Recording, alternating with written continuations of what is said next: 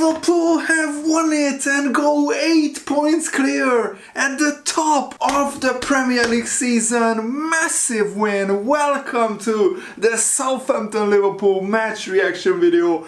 What a monumentally big 3 points it was, because Liverpool were 2-1 down and Mo Salah yet again drags Liverpool to victory. He is the MVP, the best player in the world. He is the king of the Premier League so far this season. So I would say to Liverpool FC, give Mo Salah a new contract. I don't want to say give him whatever he wants, but he definitely deserves a pay rise and at least a new 2-year contract with an option for a 3rd year. We cannot let this man go. We cannot let Mo Salah leave, because he has, I think, 17 goal contributions in 12 games, which is absolutely bonkers if you think about it. Like 11 goals and 6 assists, something like that. And he is absolutely the best player in the Premier League so far this season. But Liverpool, I have to be honest, we weren't good. We didn't play well. Liverpool weren't even like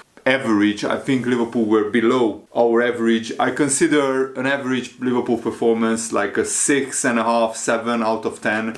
This was probably a 5 out of 10 performance by Liverpool, maybe even worse. Defensively, I don't understand why we take unnecessary risks, because Liverpool were 1-0 up and cruising. We scored a great goal after a terrible Southampton mistake. Szoboszlai gets the ball after, Curtis Jones high presses the Southampton defender in the box, which is brilliant. He passes to another Southampton defender who fails to clear his runs properly.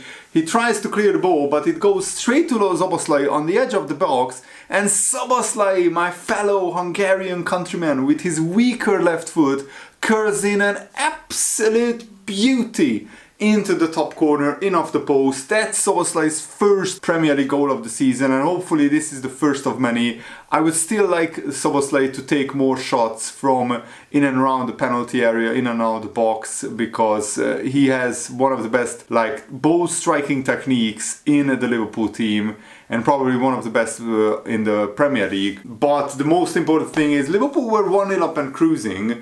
And then Liverpool started giving the ball away unnecessarily in the second part of the first half. And the biggest culprit was Virgil van Dijk, who actually takes the ball and he tries to dribble with it for some reason. And 2 or 3 Southampton players are around him. And he passes it sideways, but of course the pass is getting intercepted because Van Dijk at that point is already almost on the halfway line. And from the resulting attack, the Southampton players were running at Robertson and the Liverpool defense. What I don't understand is Robertson, again, another very experienced player, he has about 20 meters to make up his mind. Do I dive in? Do I just track back? And he tracks back until the edge of the box when he decides to dive in and make a needless and worstly timed tackle. And of course the Southampton player, who is going away from goal, trips on Robertson's leg. I still think it was just outside the box where the contact is made. But why do you give the referee and the VAR a chance to give a penalty? Why not just foul him 5 meters outside of the box if you were gonna foul him anyway? Maybe Robertson was caught in 2 minds, but he's like 31 years old. He's so experienced. And some people are already saying Robertson is finished and he should be sold. I think that's a little bit harsh judging on this game, but truth be told, Robertson has been disappointing this season. He's way below his usual high standards, and even he, I think, will admit to that. And I would definitely try to sign a left back either in January or in the summer, because Tsimikas got a knock in training, so he couldn't even be on the bench. Hopefully Tsimikas will be fit, because he should start the Real Madrid game, and then whoever is fit or the most fit should start against Man City. But I'm a little bit worried, not gonna lie, with the Real Madrid attackers running at Robertson during the midweek, or the Man City attackers running at Robertson. He really needs to improve because he looks physically not as good as previously, and mentally he's making big errors of judgment. His crossing is not as good as it was before. I don't want to talk about Robertson or single him out, but he is disappointing this season, and he gives away that penalty. The referee gives it, and VAR, of course, with Michael Oliver on VAR, he's never going to overturn it because he's in the pockets of Manchester City. We know now, it's clear as day, that the Premier League referees are corrupt and the PGMOL are corrupt. There is multiple evidence. David Coote producing videos that was used to blackmail him probably for years. So there is no argument anymore that the referees are corrupt. And yeah, Southampton gets a penalty, and it was one of the worst penalties I've ever seen. Almost straight down the middle. Not even with any height. And because Kelleher dives to his right and the ball is down the middle, he cannot parry it to the side. It goes straight back to Armstrong, who has a tap in into the empty net. So unlucky penalty incident, but overall I think Van Dijk and Robertson, two huge errors before the penalty. So Liverpool go in at halftime at 1-1, and I'm thinking this is the massive second half, one of the biggest second halves of Liverpool's season. And Liverpool, of course, this season are a second half team, but we go 2-1 down instead of going 2-1 up. And we were actually creating chances before even that Southampton goal went in, and Liverpool got caught out from their own corner. Southampton do a brilliant counter-attack, and Szoboszlai makes an error not fouling Dibbling on the side. But then the ball is into the vast open space of the Liverpool half. Konate and Bradley are sprinting full tilt towards the player and the ball, while not thinking that there is another Southampton player behind them, wide open. I think they should have communicated better. Maybe Konate should, Bradley should give Konate the heads up that you are closer to the ball, so you go with the ball and the man, and I'm covering the other defender. And by the time Conor Bradley realizes what's happening, and I'm a little bit more understanding of Conor Bradley making a little bit of defensive errors of judgment, because he's so young. He's 21, 22 years old. Robertson has almost 10 more years of experience than Conor Bradley.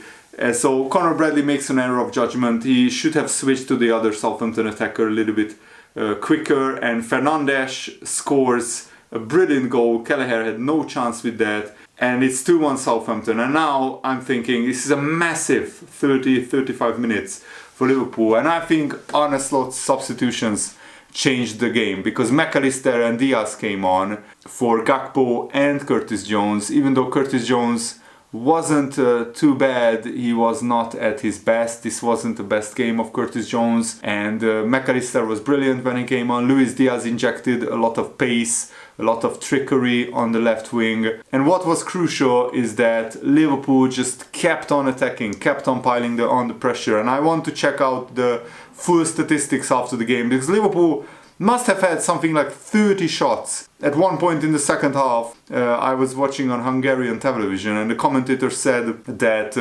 Southampton maybe deserve a draw here, and then they were showing that Liverpool had 27 shots to Southampton 7. So I don't think Southampton deserve a draw.